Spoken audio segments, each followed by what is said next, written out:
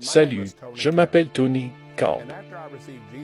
Après avoir reçu Jésus en tant que mon Seigneur et Sauveur, j'ai été rempli du Saint-Esprit et j'ai été dans le ministère pendant de nombreuses années.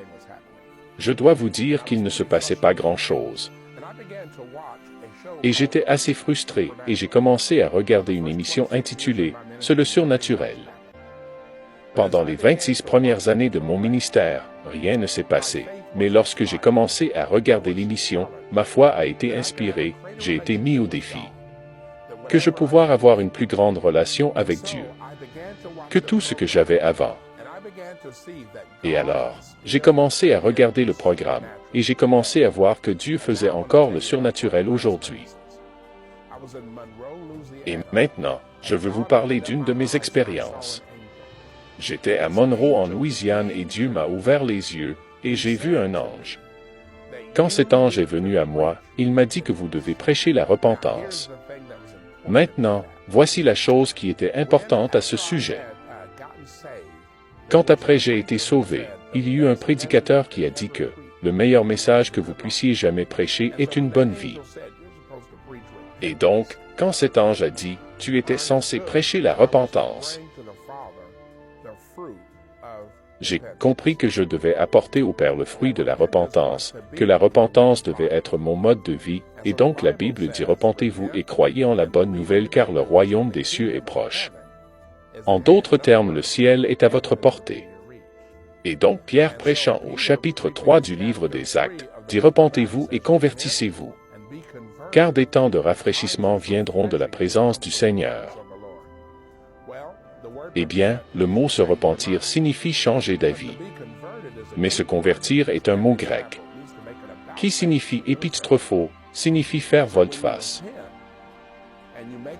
C'est un mot militaire. Et donc, quand vous vous repentez et que vous faites une question de foi ou volte-face, vous vous tournez vers Dieu et vous écoutez les instructions. Et quand vous obéissez à ces instructions, des moments de rafraîchissement viennent de la présence de Dieu. Voulez-vous expérimenter davantage la présence de Dieu? Voudriez-vous connaître la présence manifeste ou la gloire du Seigneur? Une façon de le faire est d'écouter la parole de Dieu. Écoutez votre cœur, écoutez l'Esprit Saint. Et tout ce que Dieu vous dit de changer. Changez-le. Parce que, ce mot grec pour les temps, il n'y a plus le temps. Quel est le jour de la semaine, le jour du mois, le jour de l'année? C'est le temps, ce mot grec signifie le temps. C'est un moment caractérisé par l'empreinte digitale de Dieu. Avez-vous besoin que Dieu fasse quelque chose pour vous et en vous maintenant? Alors tournez-vous simplement vers Dieu et dites, « Seigneur, quoi que tu veuilles que je fasse, je le ferai. »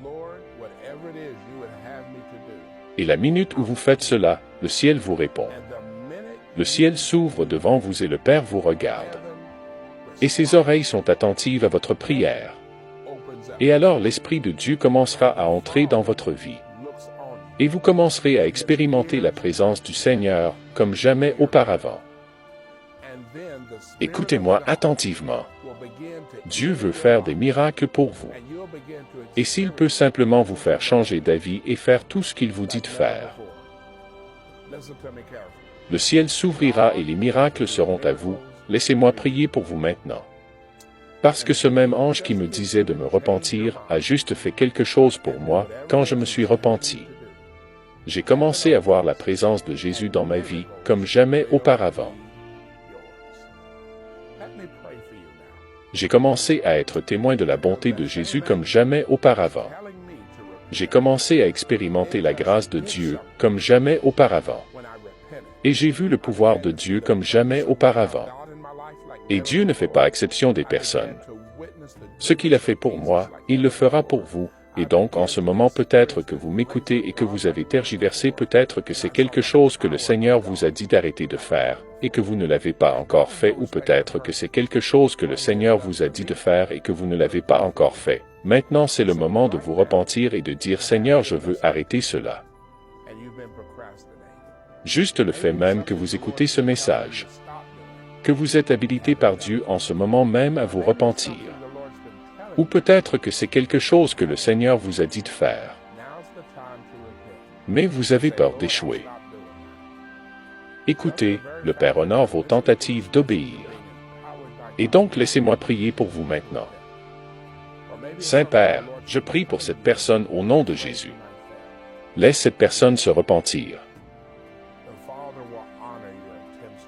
Et qu'il commence à faire ce que tu lui as dit de faire. Et Père, je sais que ta présence, comme on dit, Seigneur, pardonne-moi, ta présence viendra.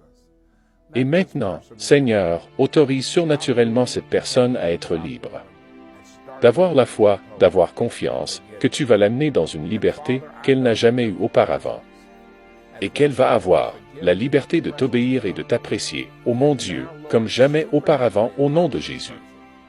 Que le Seigneur te bénisse.